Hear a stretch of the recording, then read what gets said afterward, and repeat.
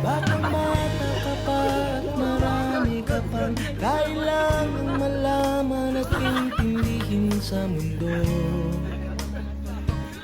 Yan ang totoo. Nagkakamali ka kung akala mo na ang buhay ay isang munting paraiso lamang.